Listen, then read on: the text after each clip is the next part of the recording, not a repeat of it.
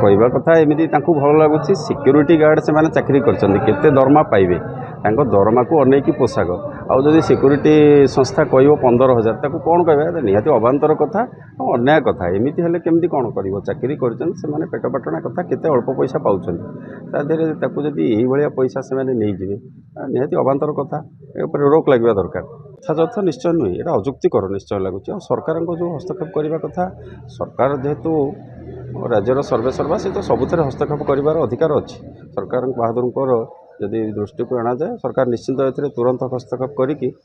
जो विचार माने आमर सिक्यूरीटी भाई माने काम कर पेट पाटना कथा बुझा दरकार केमी आर्थिक बोझ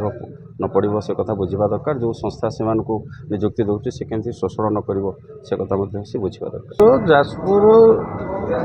जिला हेडक्वार्टर हॉस्पिटल आपर बर्तमान 4टी जिला निर्भर कर भद्रक केउझर जाजपुर आउ केन्द्रापड़ा तो रोगी संख्या धीरे धीरे बढ़ुची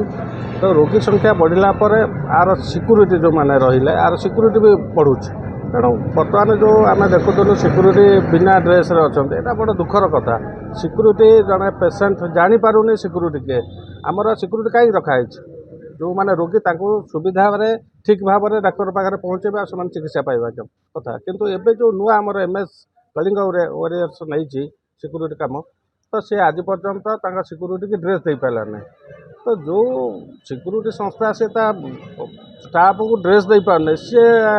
रोगी मान को कौन केमती सुविधा दब बर्तमान यहाँ गोटे प्रश्नवाची सृष्टि कर